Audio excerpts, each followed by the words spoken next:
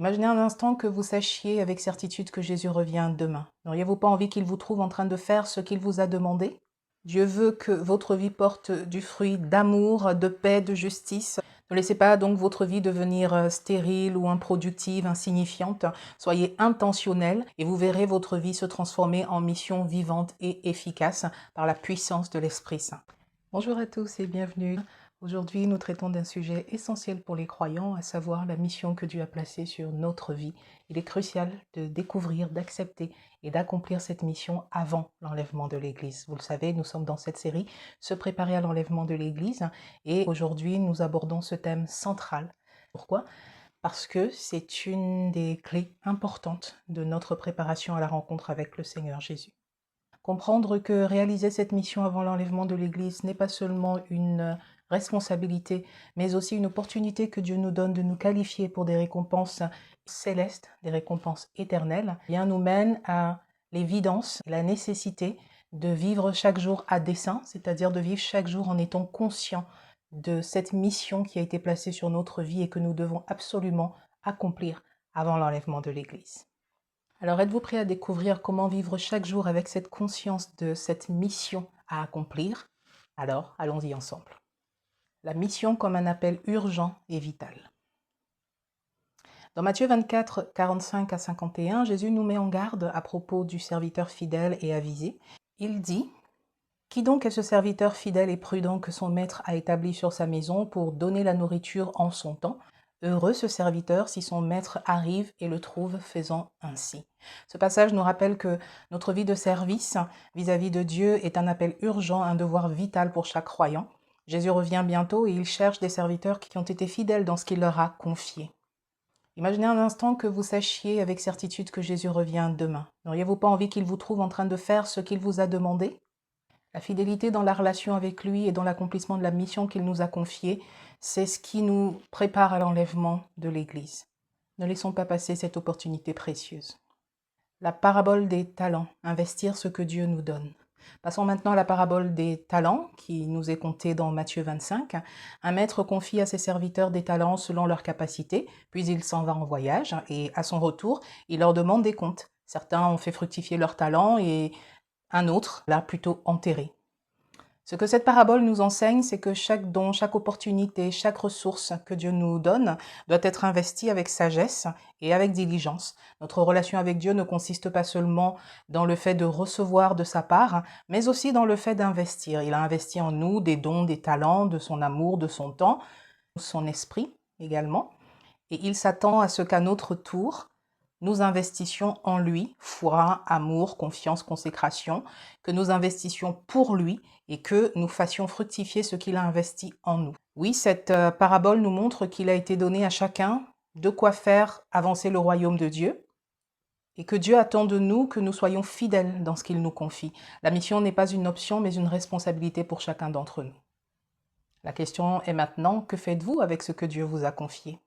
Investissez votre temps, vos talents, vos dons pour faire avancer le royaume de Dieu. La fidélité dans l'investissement de nos ressources, c'est une des choses qui nous garantit d'être trouvés fidèles lors de l'enlèvement de l'Église.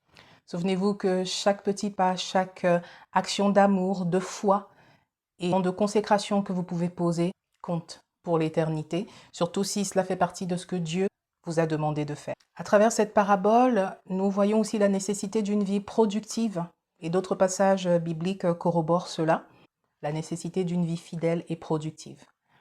Dans Jean 15, 1, 2, Jésus nous donne une image claire. « Je suis le vrai plant de vigne et mon Père est le vigneron.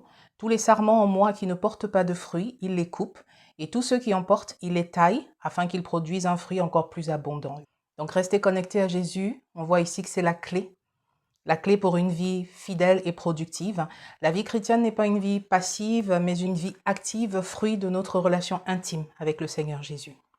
On voit donc qu'il ne suffit pas d'être simplement croyant. Dieu attend de nous, Dieu attend de notre vie qu'elle porte du fruit, qu'elle ait une influence positive. Dieu veut que votre vie porte du fruit d'amour, de paix, de justice, de service.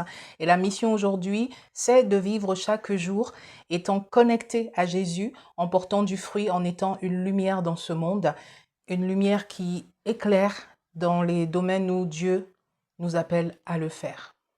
Ne laissez pas donc votre vie devenir stérile ou improductive, insignifiante. Soyez intentionnel dans votre marche avec Dieu et vous verrez votre vie se transformer en mission vivante et efficace par la puissance de l'Esprit Saint. Comment discerner sa mission personnelle? Comment savoir quelle est la mission que Dieu nous confie personnellement? J'ai déjà traité de ce sujet sur différentes vidéos. Je vais vous mettre une fiche ici ou dans la description pour que vous puissiez aller consulter ces vidéos. Pour l'heure, je vais juste faire un complément de réponse en indiquant la clé incontournable qui nous est fournie dans Jean 15, versets 1-2 qu'on a déjà lu et 4-5. Donc je vais relire pour vous rappeler, vous remettre en mémoire le passage déjà lu tout à l'heure et je vais continuer jusqu'au verset 5 et peut-être même 8 parce que c'est un passage très riche et très important. Alors Jésus dit: je suis le vrai plant de vigne et mon Père est le vigneron. Tous les sarments en moi qui ne portent pas de fruits, il les coupe, et tous ceux qui en portent, il les taille afin qu'ils produisent un fruit encore plus abondant. Demeurez en moi et moi je demeurerai en vous. Un sarment ne saurait porter du fruit seul sans demeurer attaché au cep. Il en est de même pour vous. Si vous ne demeurez pas en moi, vous ne pouvez porter aucun fruit. Je suis le cep de la vigne. Vous êtes les sarments. Celui qui demeure en moi et en qui je demeure portera du fruit en abondance. Car sans moi, vous ne pouvez rien faire. Si quelqu'un ne demeure pas en moi, on le jette hors du vignoble, comme les sarments coupés. Ils se dessèchent, puis on les ramasse, on y met le feu et ils brûlent. Mais si vous demeurez en moi et que mes paroles demeurent en vous, demandez ce que vous voudrez, vous l'obtiendrez. Si vous produisez du fruit en abondance et que vous prouvez ainsi que vous êtes vraiment mes disciples, la gloire de mon Père apparaîtra aux yeux de tous. Alors, restez connectés à Jésus, la vigne véritable. La mission de chacun se révèle en restant proche de lui, en restant connecté à lui, en restant dans l'intimité avec lui, en priant, en méditant la parole. Et nous verrons comment le faire efficacement lors de prochaines vidéos. Dieu nous donne donc des talents, des dons, des opportunités pour le servir. Il nous faut simplement apprendre à écouter sa voix. Il nous faut simplement apprendre à écouter sa voix, à discerner ses appels et à agir avec foi. Votre mission est unique. Elle correspond à votre appel, à vos dons, votre profil unique. Alors ne vous comparez pas aux autres, mais cherchez la volonté de Dieu pour vous spécifiquement. La récompense céleste, la fête de l'agneau. Qu'en est-il de la récompense? Dans Apocalypse 19, versets 7 à 8, il est écrit: « Réjouissons-nous et soyons dans l'allégresse, car le mariage de l'agneau est arrivé et son épouse s'est préparée. Il lui a été donné de se vêtir d'un fin lin éclatant et pur. » Ce fin lin, comme nous l'avons vu, représente les œuvres justes des saints et les distingue pour leur donner accès à la récompense ultime réservée à ceux qui ont vécu avec fidélité leur mission. J'espère que ce sera votre cas. En effet, les noces de l'agneau sont la récompense de ceux qui seront distingués en étant fidèles, en portant du fruit et en vivant dans la sainteté. Waouh! Ce n'est pas seulement une promesse lointaine, on peut regarder de loin, c'est aussi une réalité à laquelle nous pouvons aspirer dès maintenant, dès aujourd'hui, en étant fidèles dans notre mission, en étant fidèles dans notre communion avec le Seigneur, bien entendu, puisqu'on l'a vu, c'est là que notre mission se dévoile et c'est là aussi que nous puisons les forces pour accomplir cette dernière avec l'aide du Saint-Esprit. Donc en étant fidèles dans notre mission, nous nous qualifions pour participer à cette grande célébration céleste.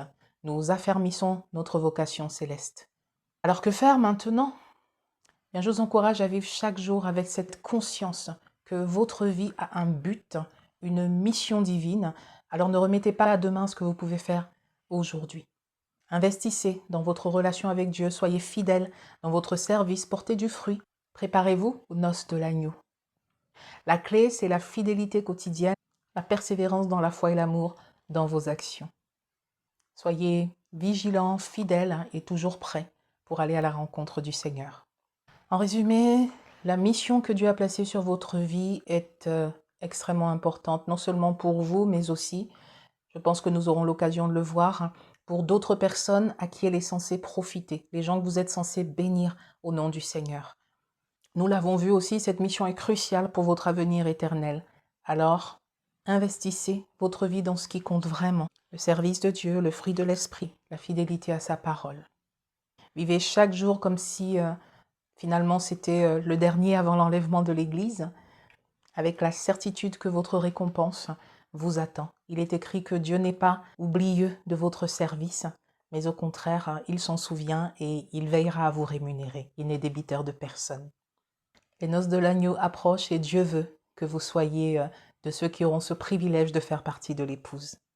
Que le Seigneur vous bénisse, qu'il vous donne la force de lui rester fidèle et d'être vraiment actif et productif pour sa gloire, conformément au plan de Dieu, au timing de Dieu et à l'agenda de Dieu pour votre vie. Que par sa grâce et son esprit, il puisse continuer et parachever de vous préparer pour l'enlèvement de l'Église. À très bientôt.